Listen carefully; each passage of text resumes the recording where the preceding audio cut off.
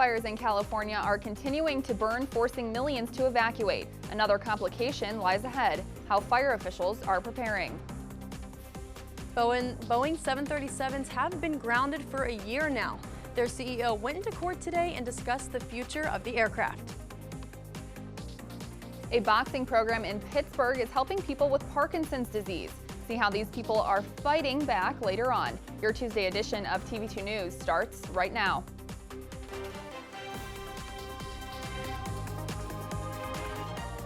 This is TV2 News.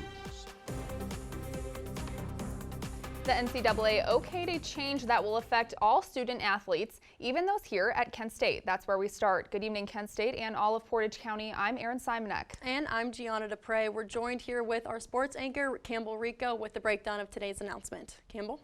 Yes, you know, this announcement was quite anticipated. Earlier today, the NCAA said it will allow college athletes to benefit from their name, image, and likeness. The decision marks a complete 180 from the NCAA's previous stance. This comes after several states have added laws or were considering laws that would allow athletes in their state to profit off that name, image, likeness.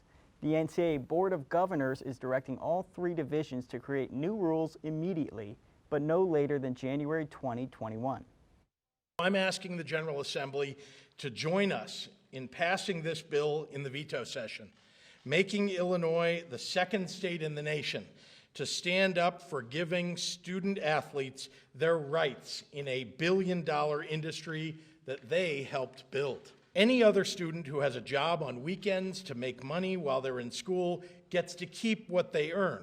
So why shouldn't student athletes be afforded the same rights?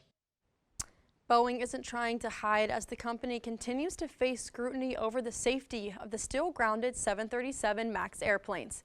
CEO Dennis Muhlenberg sat down for a Senate hearing today on the one-year anniversary of their Lion Air crash involving a Boeing jet.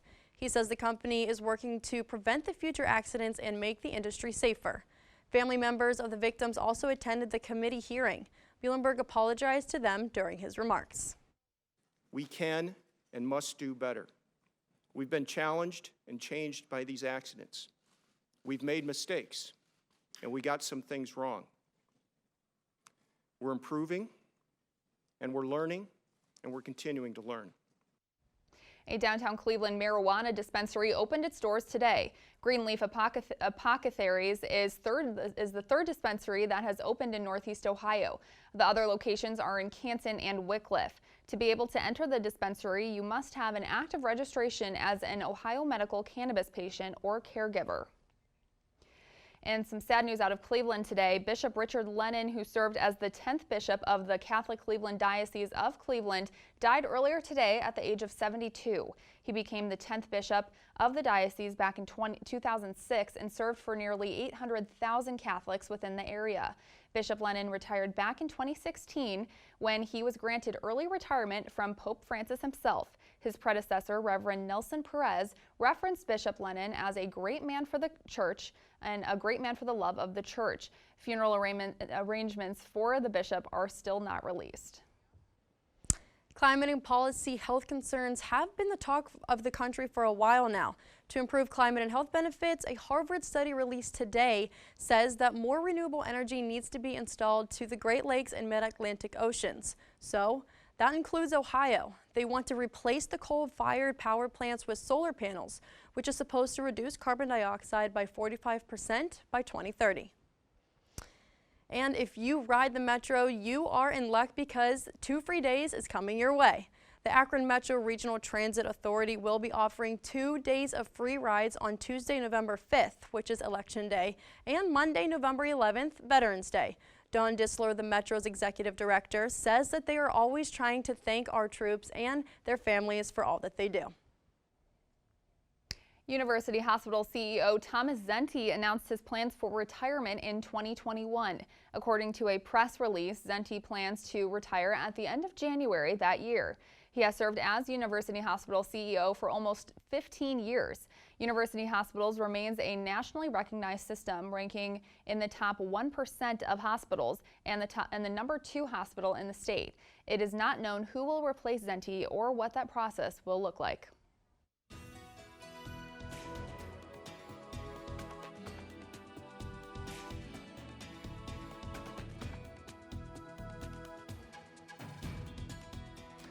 All right, thank you guys so much, and good evening, Portage County. We're actually going to start things off by looking at the temperatures all across Northeast Ohio. So if we take a look right here, 57 in Kent, 60 in Youngstown, and then 59 in Ashtabula. Beautiful fall temperatures right now in the gorgeous area of Northeast Ohio. If we take a look at what things are looking like currently in Kent, it's about 57 degrees outside, and it feels like 60, so very, very good temperatures right now. 72% humidity, and then of course 7-mile-an-hour winds. So those winds have really dropped compared to last week, and those clouds are really going to be in the sky. So even though the temperatures are looking pretty good, there are a lot of clouds, not a lot of sun, but still a lot better than what we got over the weekend. And if we take a look at what things are going to look like tonight, it's going to drop a little bit more. It's going to be about 55 degrees tonight. Those clouds are going to continue to ramp up, and those temperatures are going to be pretty cool. The winds are going to drop a little bit, though. It's going to be about 5 to 6 mile-an-hour winds.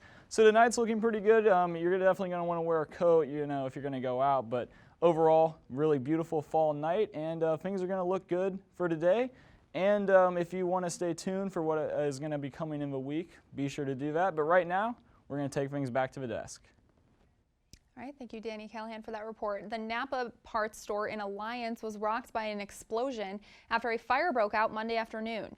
Off-duty personnel were called to help the battle of the fire. Firefighters had not discovered what caused the explosion and fire as of late Monday night. There were no reported injuries. A man accused of fatally shooting a 12-year-old Ohio girl has been found incompetent for trial. 18-year-old Keegan Mummy was sent to a behavioral health care center for treatment. Keegan is charged with the aggravated murder in June 21st shooting death of 12-year-old Isabella Barnes. He is also charged with rape and tampering with evidence. Court records show Mummy's attorneys filed a not guilty by reason of insanity plea on his behalf in July. After a fatal car accident of 2 6-year-old cousins and 9 others injured in August, Governor Mike DeWine has ordered a review of the state parole system. Victim Raymond Walters pleaded not guilty to 22 charges along with the murder because of insanity. He was accused of stealing a police car and crashing into a minivan with multiple police inside. DeWine ordered a review to see if the supervision followed policy. Now he wants to know if they are correct. And General Motors earnings are out, but they beat expectations. But the automaker is projecting losses of nearly $3 billion due to the 6-week-long United Auto Workers strike. The deal to end the strike also comes with harsh consequences for auto workers. As CNN's Vanessa Yurkovich reports, a GM plant in Ohio will remain permanently closed as part of the agreement. Never, ever, ever did I think I would see this day. Tiffany King spent more than half her life working at this GM plant in Lordstown, Ohio. This parking lot, once filled with the cars she helped build, now it sits completely empty. It's all gone in a blink, in an instant. This is her first time back since she helped build the last Cruze 6 months ago. She's held out hope this engine would start again, but that ended Friday. GM and the United Auto Workers Union signed their contract with no new plan for Lordstown. By that time, my mind was already made up. I was going to stay here. I wanted to stay here. This is my home, my community. Lordstown, the poster child for the auto industry, once a huge economic driver for this rural part of the state. Not anymore. President Trump took notice, came to town, and promised these workers their jobs. Don't sell your house.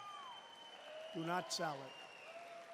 We're going to get those values up. We're going to get those jobs coming back, and we're going to fill up those factories or rip them down and build brand new ones. That's what's going to happen.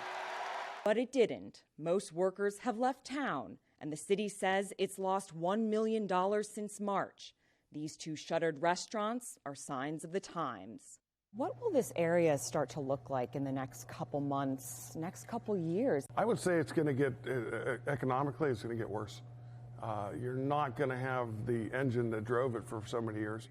Bill Adams heard the president's promise to save his job, and now he's helping other union members find new ones. Do you think it was an unrealistic promise that he made? Pretty much anything that man says is unrealistic to me. But a lot of people do believe. They believed that he was going to save jobs. How'd that work out? It didn't. He lied. I wanted to believe him. I wanted to give him a chance. I did not vote for him, but I thought If he could do something, fine. We'll take any avenue of help that we could get to keep the facility open. Doug Grant worked in Lordstown for nearly 20 years, and he doesn't plan on leaving. You hope for the best, prepare for the worst, and right now we're living the worst. So what do you do now?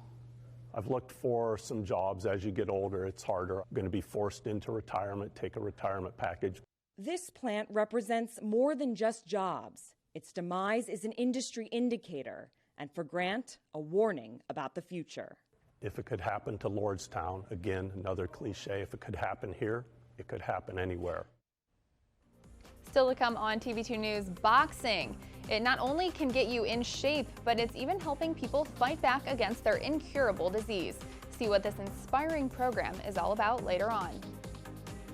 But when we return, fires continue to burn in California. As thousands continue to evacuate, firefighters are preparing for a windstorm that could take conditions even worse. And Halloween is just 2 days away. Does that mean rain or clouds? That, and I will let you know how your first weekend of November is looking.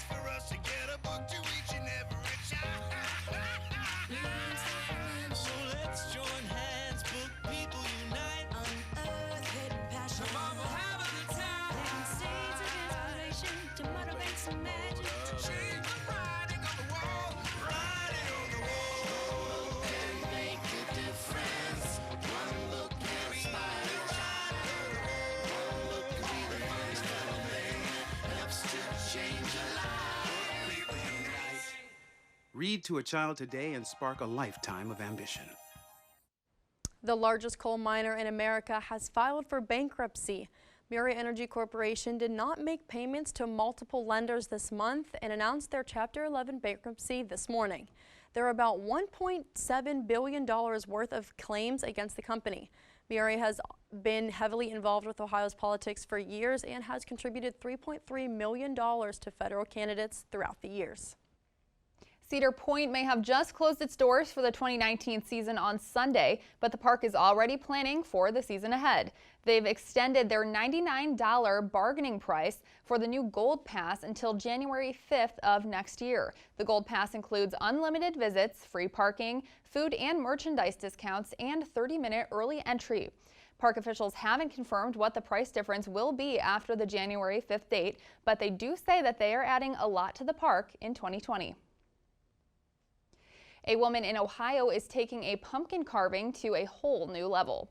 Jeanette Paris turned 2 giant pumpkins into Rudy Giuliani and the Joker. Rudy Kin weighs 277 pounds and the Joker is slightly smaller at 108 pounds. Paris says these masterpieces took 12 hours to paint and says the hardest parts were Giuliani's wide-eyed look and finessing the Joker's signature hairstyle. Paris has been turning giant pumpkins into caricatures of celebrities and other noteworthy people since 1988. She chooses subjects who are making headlines that year. No word on if the giant gourds are later used for pies.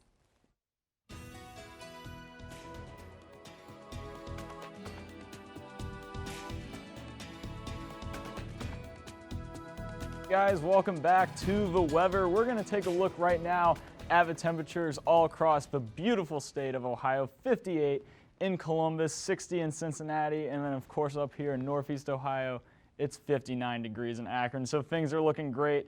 This is the best you can expect from an October 29th day. If we take a look at the, right now at the,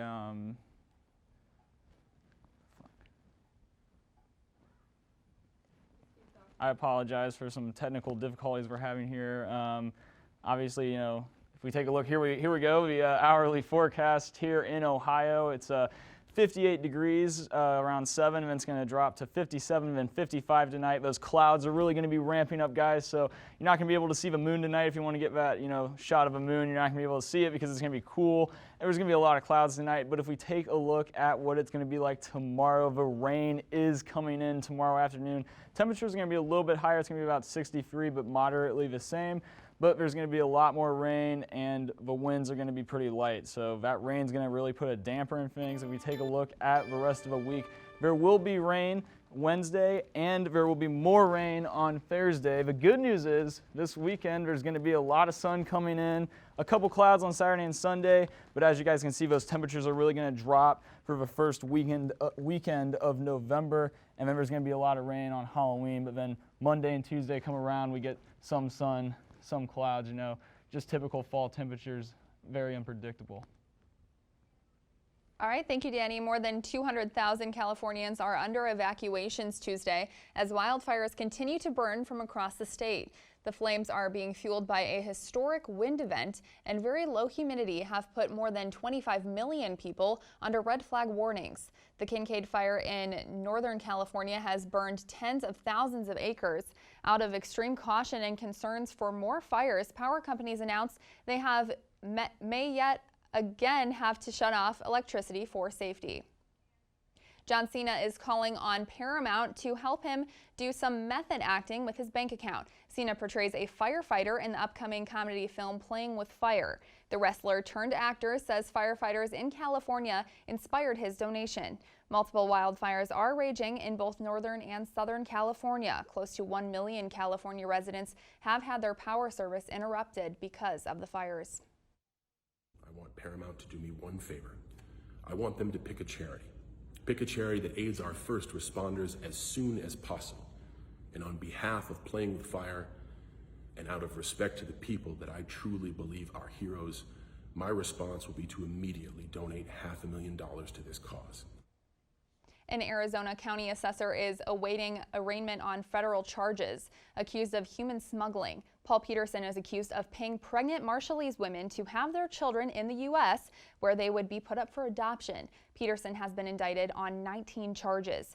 His day job is also in jeopardy. The Maricopa County Board of Supervisors doesn't have the power to permanently remove him from office, so in an unprecedented move, the board has suspended him for neglecting his duties. Melissa Bliasis reports. After several days of deliberations, I move to place Assessor Paul Peterson on unpaid suspension for a period of 120 days. It took only moments for the Board of Supervisors to suspend Assessor Paul Peterson. The board cited the assessor's failure to oversee his office for an extended period of time and his misuse of county resources. There are hundreds of documents, actually 1,500 documents in general that we reviewed, and of those this is going back to 2006 because he was working for the assessor's office before he was appointed the assessor, and only 13% of those documents were county business. Chairman Bill Gates said he was surprised by the volume of outside work Peterson was doing on county time. I didn't expect that the county assessor would be doing that work at Maricopa County offices. But the assessor's attorney argues since he is an elected official and not a county employee, Peterson is not subject to the same rules. Mr. Peterson and his attorney have the ability to appeal the decision that we've just made, and they can certainly exercise that. Gates said the board still needs to figure out what to do if Peterson attempts to show up at work once he's released from jail. In the meantime, the board will work to find an acting assessor to take over the job while Peterson serves his suspension. When we come back, see how a boxing fitness program is helping people fight back against their disease. The NFL trade deadline has come and gone. I'll update you on the deals the Browns were trying to get done earlier today.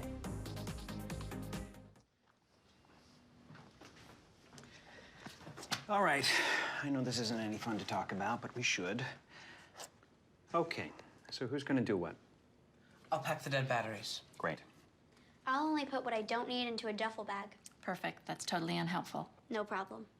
Meanwhile, I will try to comfort everyone by speaking in a calm voice. And I'll try to get the generator going without any gas. Oh, let's not forget the cell phones, which probably won't work. Right.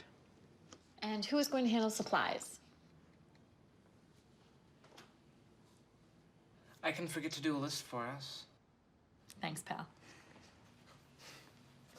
Well, I think we couldn't be any less prepared. I'm proud of you guys. Talk to your kids about who to call, where to meet, what to pack. Visit ready.gov/kids for tips and information.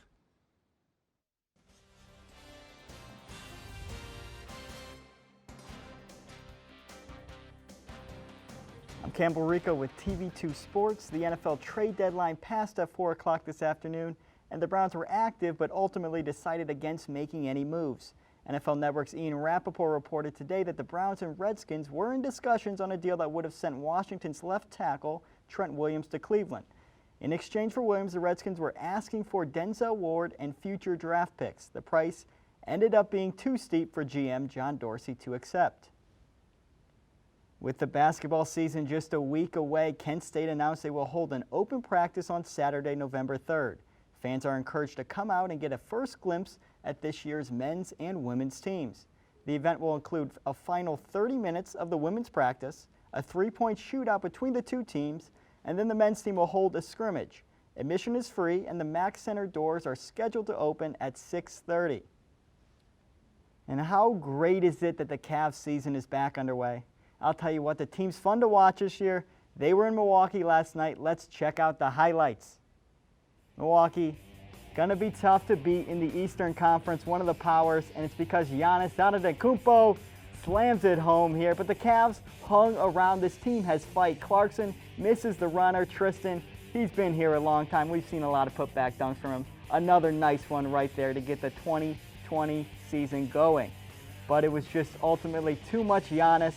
Another slam here over Colin Sexton. The young guys, they did their best, but couldn't quite hang in. They dropped a 1-2 on the season, losing 129-112.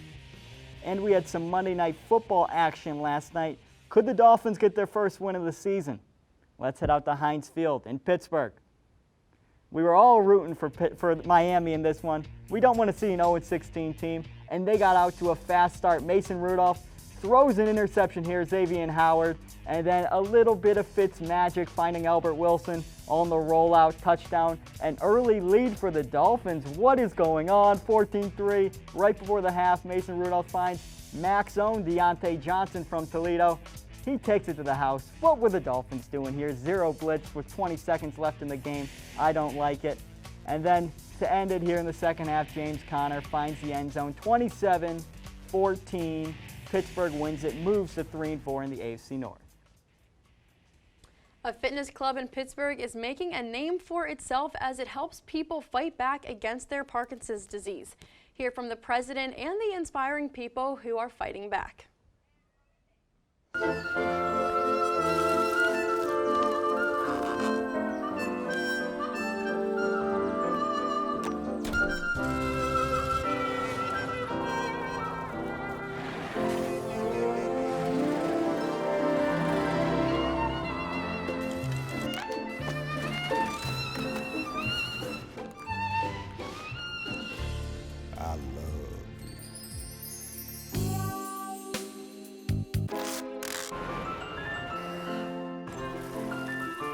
Strawberries? Okay.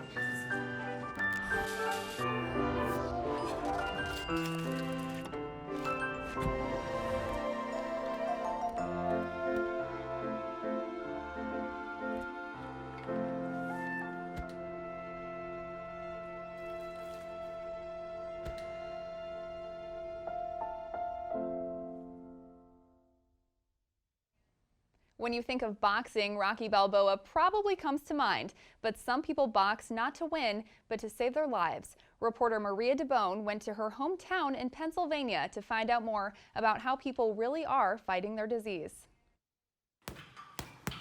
Boxing, a competitive combat sport that usually happens in a ring. But in Murraysville, Pennsylvania, it happens at Fit for Boxing Club. Very lucky to have a job every day that I love. And to me, it's not like work because it's something that I truly am passionate about. 24-year-old Pittsburgh native and amateur boxer Brett Burkhart is not only passionate about fitness, he's passionate about the club's rock-steady program, boxing for those with Parkinson's disease. And so it's a rewarding experience and a fulfilling experience to be able to teach the classes. Ready, box! He became interested after a friend of his with Parkinson's saw dramatic improvement from boxing. So we had the passion for it for a long time, but we never understood the science behind it.